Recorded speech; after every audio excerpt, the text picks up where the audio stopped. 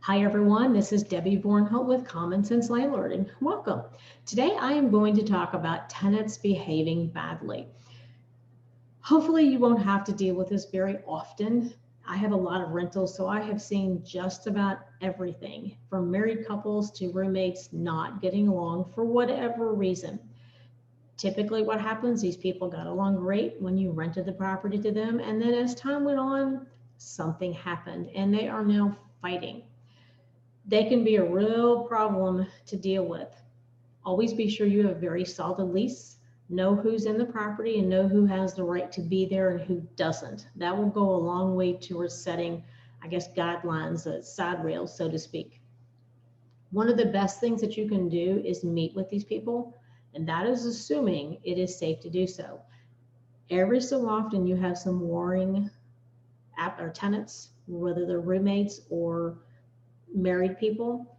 Do not ever put yourself in danger. So know the situation, assess the risk, and only meet with these people if you think it is safe. Remember that there's going to be more than one version.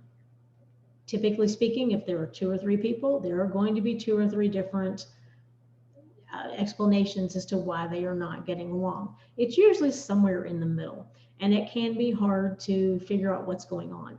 Your job is not to take sides. Your job is to figure out if someone has to leave or what needs to be done. Sometimes you can offer solutions and everyone will get along, or someone will move out, or whatever the situation is. But make sure that everyone who is squabbling, first of all, knows what the tenant's rights are. Because oftentimes what will happen, especially with roommates, is that you will have the boyfriend or girlfriend of one of the tenants causing a problem or not getting along with another one of the tenants. At the end of the day, the only people who have the right to be in that property are the people who live there.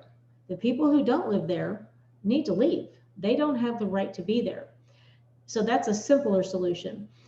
And everyone needs to understand that if one of the tenant leaves, that they either need to find a new roommate or they need to pick up the slack if the person leaves and decides not to pay. And that's happened to me in the past. We had a situation where the girlfriend was fighting with everyone in the house, the police were called, and the tenant boyfriend said, oh, well, if she can't be here, then I'm moving out. And I did point out to him that he was still on the lease. He was responsible. He quit paying. The lease was almost up in this situation, so the remaining tenants decided to just pay the rent. This was in a nice subdivision, and I warned them all, if there's any more squabbling, I don't care how short a time there is left on this lease, I'm going to file an eviction against you all. I'm tired of you all. They were fighting on the lawn, the police were called, the neighbors were all bent out of shape. It was just a mess.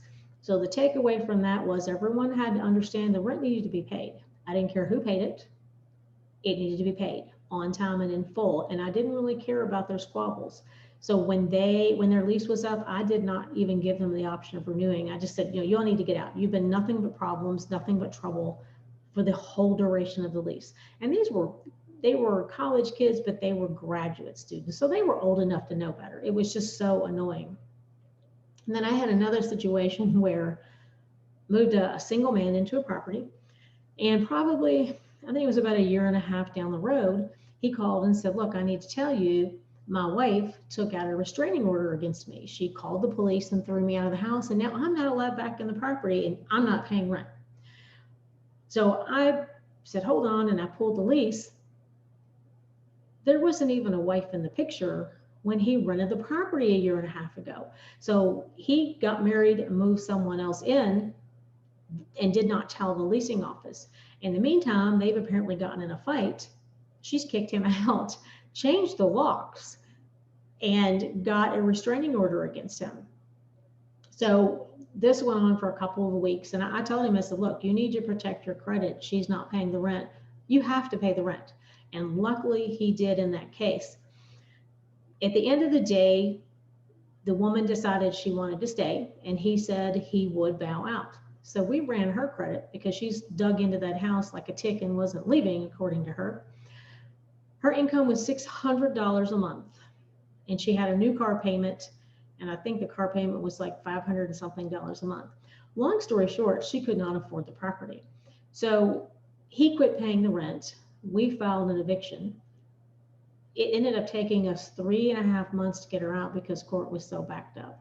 She had destroyed the property, had removed a bunch of the doors, the carpet was ruined. This is back when we still did carpet. She had actually sold the range refrigerator that we provided. It was the biggest mess you'd ever seen. And she left piles and piles of just junk. So we got her out, wrote up the list of charges, and guess who we contacted? Not her, because she wasn't on the lease. We contacted him, Mr. Single Tenant, when he moved into the property. To say that he was not happy is an understatement. I made him come up to the office. I wasn't alone. I said, look, the bottom line is this. You were the only person on the lease when you rented the property. You decided to allow this other person on the property. At the end of the day, you're responsible for all of the past due rent. It was 3.5 months, I think, at that point, plus the appliances that she sold and basically stole, and all of the other damages that go along with the property. He swore he was never paying it, but we ended up taking him to court. We got a garnishment, and he was paying 2 payments of $400 each twice a month. We did get our money out of him, and he was not happy at all. And I have a lot more examples of tenants behaving badly. But at the end of the day, revert to your lease. Who is on it? Who is causing the problem? And is the person that's causing the problem even on the lease? Always try to meet with these people if at all possible. It's not your job to solve their problems, but it's your job to make sure that you do get paid. And that's always the goal at the end of the day. Be safe. At the end of the day, be prepared to evict all of these people if it comes down to it. You may just have to wash your hands. If they quit paying rent, your hands are tied.